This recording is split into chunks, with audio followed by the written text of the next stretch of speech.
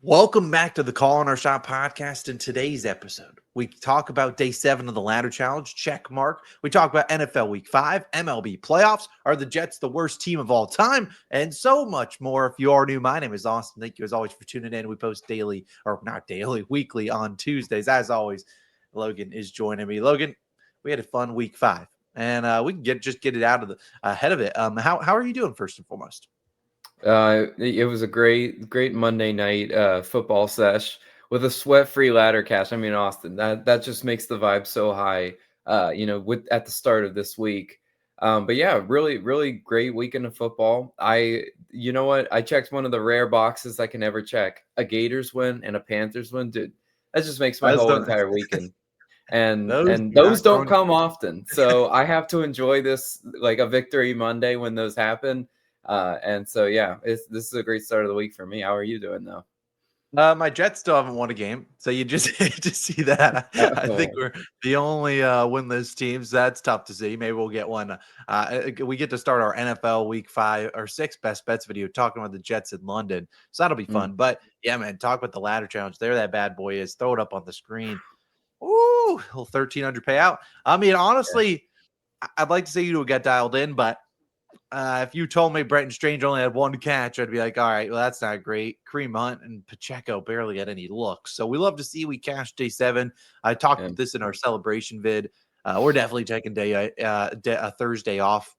I'm not betting on a rookie QB on a short week. Nope. Yeah. Count me out there. Eagles just threw it 3 million times. They're not throwing it on a Thursday. So we're going to skip that one. We have a good Sunday slate, including a great Sunday night football game. Maybe we'll get into that one with the Chiefs and Lions. And then we also have 2 Monday night games. So we're set up good to at least cash maybe a day 9, maybe in that Sunday night game, and then a day 10 with 2 Monday night or day 8 in that Sunday night, and then day 9 on Monday. So setting up ourselves up good. But let's just dive into kind of work our way backwards from the NFL, and then we'll get into some MLB playoff talk. Talk about the Jaguars. When you talk about big time win at home, taking on the Chiefs, down 14-0, wasn't looking great early. And they come back and they win that game, stump Patrick Mahomes. Are the Jaguars legit? That is my first question to you, Logan. How do we feel about them?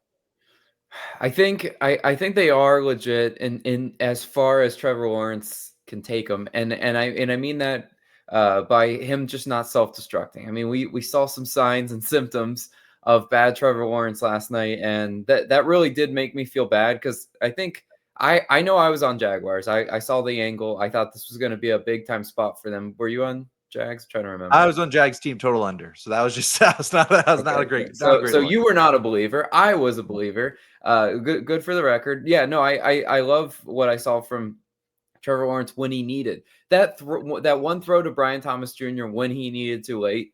Whew, it was like right out of the sky, and it was like the Eli Manning Super Bowl esque. Like it was just like a crazy, just thread the needle throw. He makes plays like that, but then he also has just dumb interceptions. He has dumb, just fumbles or sacks that you just can't take. So if he can just like straighten it out a little bit, that defense is playing so well right now. Devin Lloyd, big shout out Devin Lloyd. Yeah, this Jaguars defense I think is still impressive. I think the Jags are legit, Austin. I think them and the Colts, a very fun AFC South showdown. There. Yeah, who would have thought those two teams would both be staring at each other 4-1? I don't I think a lot know. of people expected that, but yeah, you're not wrong. I mean, the Trevor Lawrence, just the delay of games and stuff like that were just bad. Oh, Like I can understand maybe a delay a game, a penalty here and there, but to do it off like of incomplete pass or a timeout, it's just like that's inexcusable. So that gives me some concern. They do have 2 big games here this week. They face Seattle. They do get them at home here. And then they do go on the road. I think that's in London or in Germany or something like that the next week before the bye week against the Rams. So Seahawks and Rams starting to take on the NFC West. Those are 2 big games. Then they have their bye week, come out against Las Vegas. So 2 big games here. If they can beat Seattle, Seattle's looks pretty good. Obviously, we didn't talk about our best bets of the week. We'll cover that on week 6 best bets video tomorrow. But I cashed my Bucks play. You cashed your play as well with the Colts, which was a sweat free as it gets. So we'll dive into that. I'm in a little bit of a predicament, though, Logan. I'll be honest. As most people know, I have a baby on the way in December, and we have to decide on a team that we're going to let them root for. And my wife's oof. a Jags fan, and obviously I am a Jets fan. Right now, we are not. Right now, I'm not winning this battle. I am in a tough spot. We need the Jets to get some wins or something because I don't want my kid to grow up a Jags fan, man. It's funny you put that predicament out there because I have thought about you and I have thought about if you're going to force Jets fandom on your child because I wouldn't want that for him. I mean, you live in Florida. It's not like you can see Jets games all the time without traveling up to New Jersey. So it's like I am totally in your wife's position. I think she should convert him to a Jags because at least the Jags have hope. They have a young, a head coach that knows what he's doing. At least it seems early. And I think they're getting a new stadium soon. So it's like there's a lot of fun, kind of hopeful aspects to the Jaguars. I can totally commiserate with you because Krista, my wife, she was asking me, hey, would you try to force Panthers fandom on your child? And I said, I don't think I would try to force it because Carolina, the Panthers are still one of those teams that they're not full of hope either. They're kind of like the Jets, one step above the Jets in terms of tiers though. So again, when it comes to experts of bad football teams, Austin and I, we know what we're talking about. So when we call a team bad, we watch it every Sunday, right? So yeah.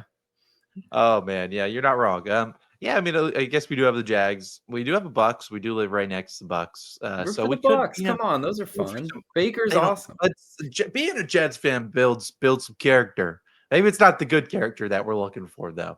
No. So It's the I'm dead inside character. You want to look at your son. You want to look him in the eyes and say, yeah, just you. I'm dead inside too, son. No, you don't want that. Come on, give him hope. Make him root for Tampa Baker. Come on. maybe. I mean, Baker's only 30. He's been cooking. I was meaning to look up the odds for MVP and see where he's at. He's still fourth in the odds. Right now, we get Josh Allen leading us. Pat Mahomes at plus 500, Jordan Love around plus 1,000, and Baker at plus 1,100. I mean, if Baker keeps playing like he's been doing, hard to stop that Bucks team. I mean, I'm going to go pull up their schedule, see kind of what they're racking with. They get the 49ers this week. We'll talk about that game. They're only 2.5-point favorites there. That feels like a tough spot, but we'll see. Yeah, 49ers Lions. So 2 back-to-back, tougher games. So I don't know. Baker, though. Baker's been cooking. I mean, that team is dealing with so many injuries. He's slinging it out there. In terms of anything else that really stuck out to you in week 5, is it too early to sound the alarms for the Ravens? I was looking at division odds. I was looking at. Were you looking at that too? Odds. I saw that they're still minus 170 on FanDuel to make the playoffs. So still, they think they're going to make the playoffs, but man, they looked bad on Sunday. They are just a mash unit. The reason I don't want to sound the alarms is because they just have so many injuries. When they get these guys back, they're going to play better. Like that's just inevitable.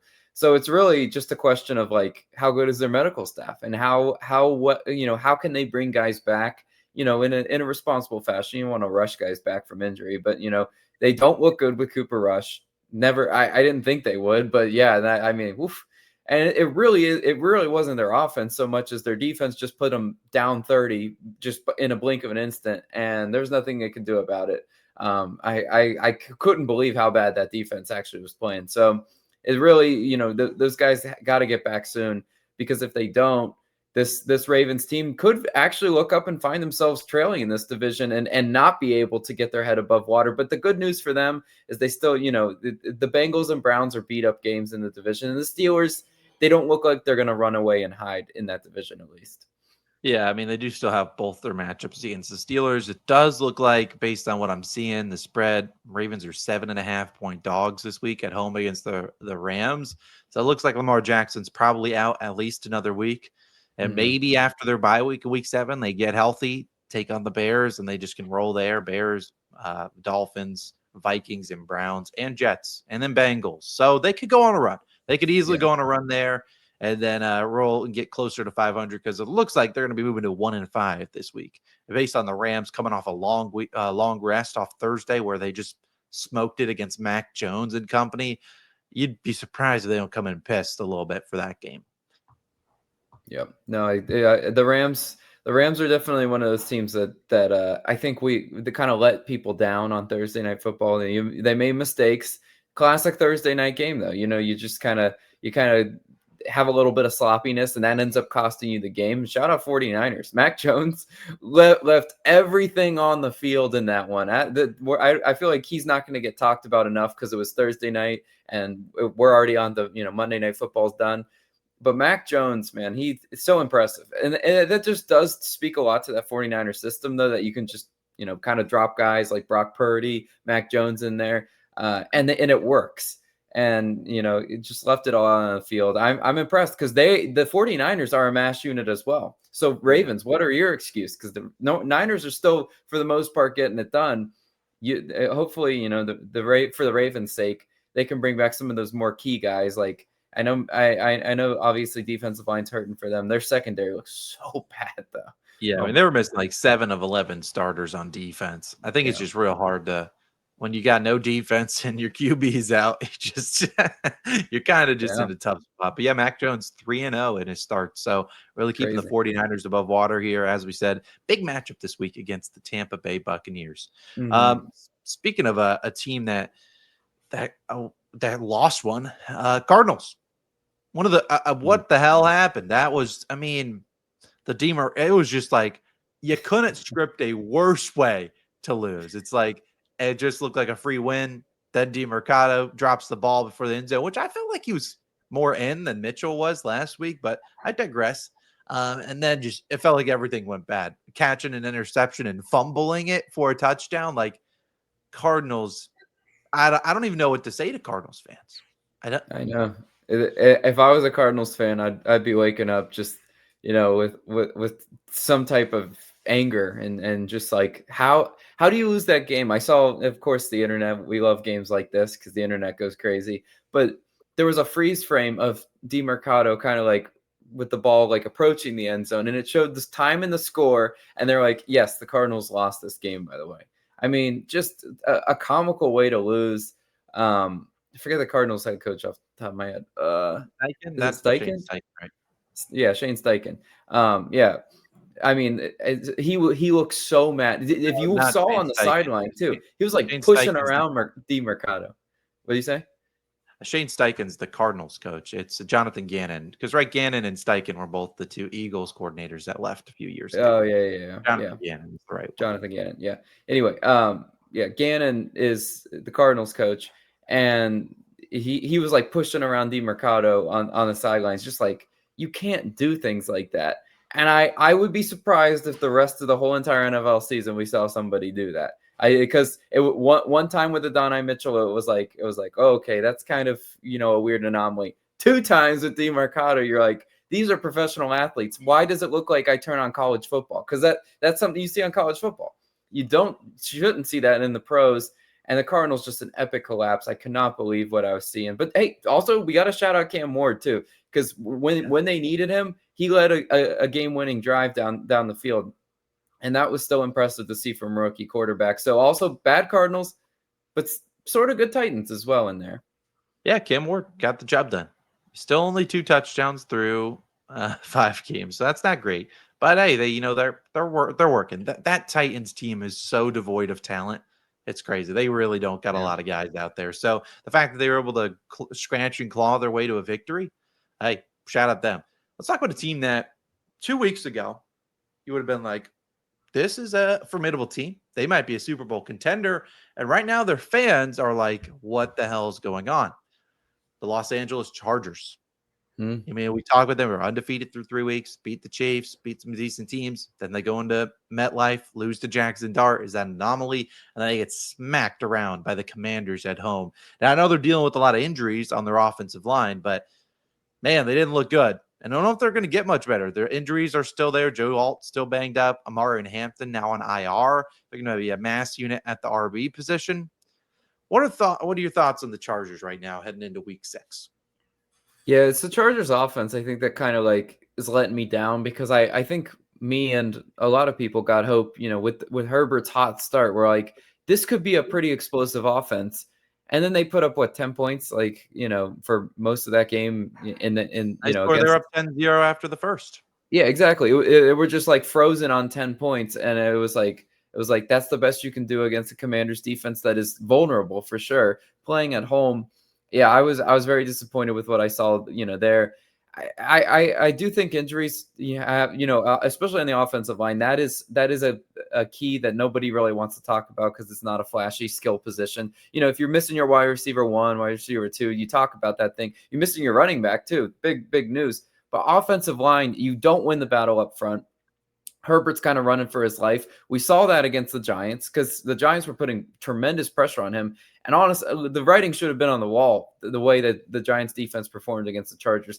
To really, kind of see that the step back that they took, though, was still disappointing. Quentin Johnston was still not much of a factor. They were having success when he was an explosive down the field guy. They didn't give him really that many shots. They involved Ladd McConkey and Keenan Allen more. But again, it's not working. They have to, in my opinion, got to get back to fundamentals. Got to run the ball. But again, with Hampton out, that is a tougher task for sure.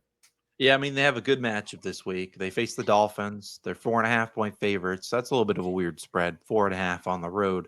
But I mean, yeah, this is if you're gonna get the ball rolling. I mean, now is the time to. Even though I could probably run for 100 yards against the Dolphins right now. Oh my gosh, they're terrible, man. Rico Dowdle's still running.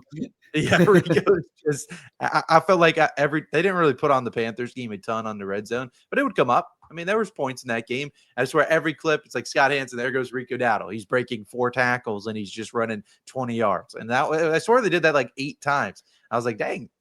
And on the Dolphins, man, they really can't stop the run. They got to figure something out. But that is a team that is oof. This is a get right week for the Chargers. I mean, you got a Dolphins defense that cannot stop a nosebleed, and I know you were watching Red Zone. I was watching Red Zone, but I had a Panthers game, of course, in a side box, so I was able to watch that whole game in its entirety. And I will say the Dolphins defense is so bad. I mean, the only way they get pressure is they just have to blitz the house. They don't generate pressure, rushing 3 or 4.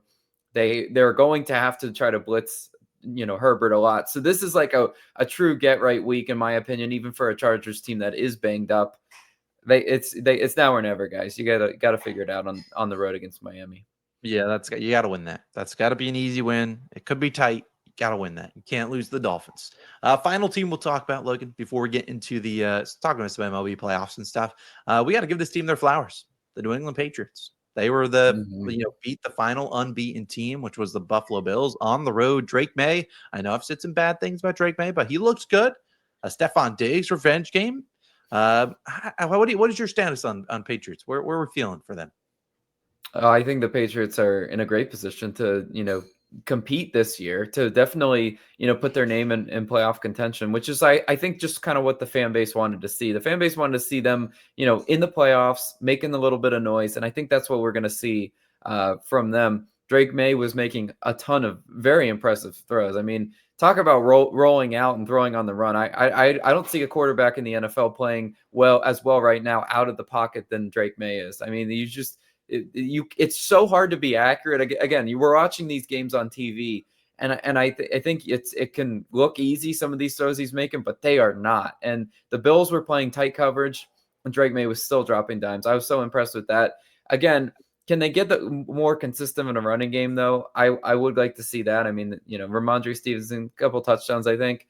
But again, outside of that, Drake May cannot play hero ball every week like this. I mean that when I say it. This is it could be a good start, but if they don't get more of a consistent running game, it's not going to be good down the stretch. Yeah, Antonio Gibson now out for the year.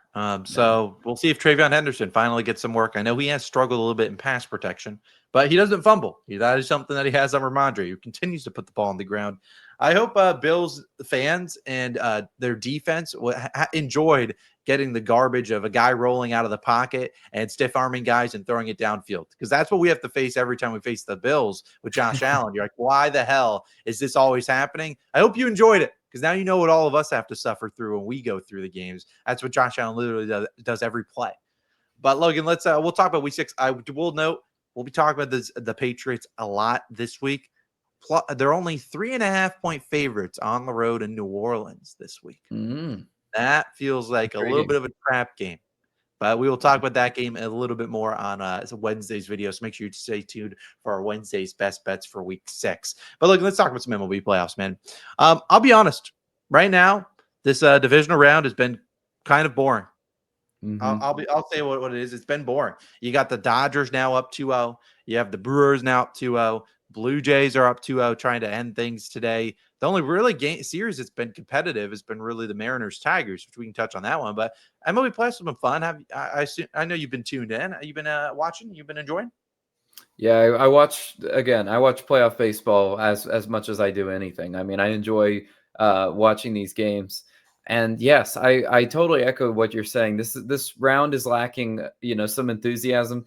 We're not seeing fight from a lot of these teams. The Phillies, again, they're my team. You can see them right over my shoulder. I mean, what they did last night, just terrible. You show up finally late in the game. It's too little, too late though, and now you're down 0-2. That series is wraps. Just hate the way that they really didn't show fight until the end of that one. But the Yankees are not showing a whole lot of fight. The Cubs show a little fight early, and then they're just dead as well. So it's like it's kind of really lacking the parity that we want. Again, it's up to Tigers Mariners to really give us the parity. And again, for any casual out there who doesn't enjoy playoff baseball the way I do, Mariners Tigers is not a sexy series. There's not going to be a whole lot of runs in that one. It's just not great offenses, good pitching, but pretty lackluster offenses. So I'm really just kind of hoping, the rest of the rounds, at least the championship rounds, it's looking like Brewers Dodgers, and then maybe Mariners, Blue Jays or Tigers Blue Jays on the other side.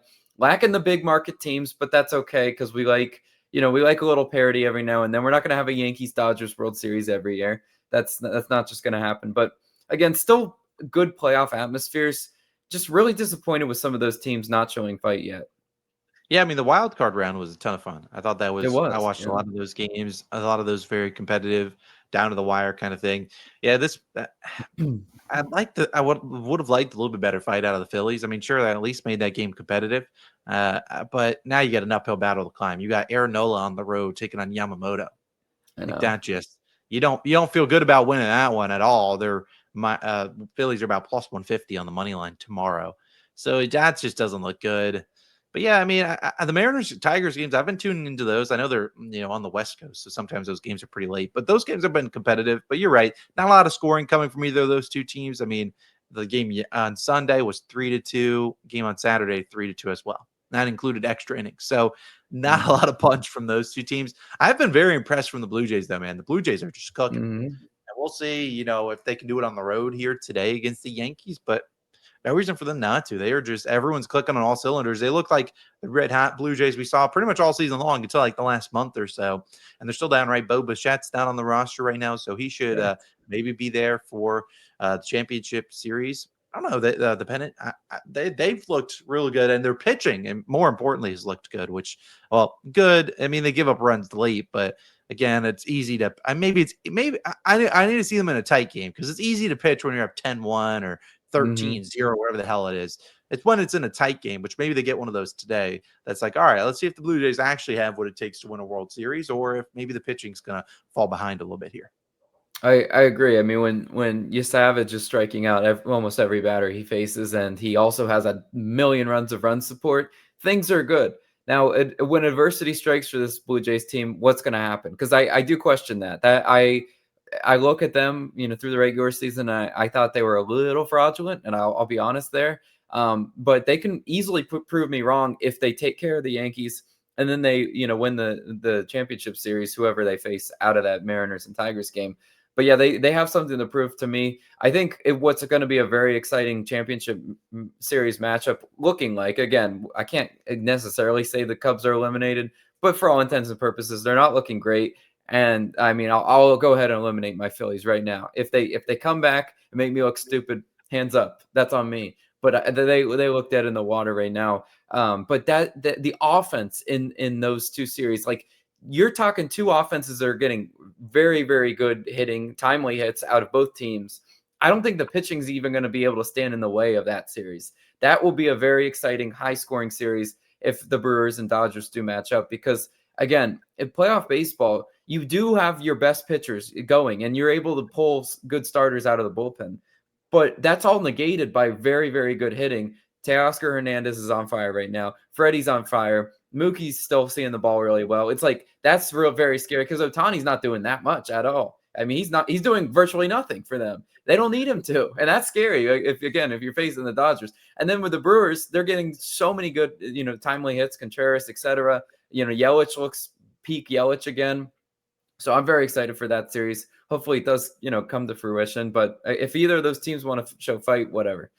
Yeah, most looking forward to, but if we do get the Brewers and Dodgers, I'm looking forward to that series because it's like two polar opposites of teams. You have one team that spent everything they got, and then the Brewers. I mean, there's a lot of casuals that couldn't name you a single Brewer that's in their lineup. Like that's just nature of it. And now Jackson Churia, you got to give him his flower. He has been.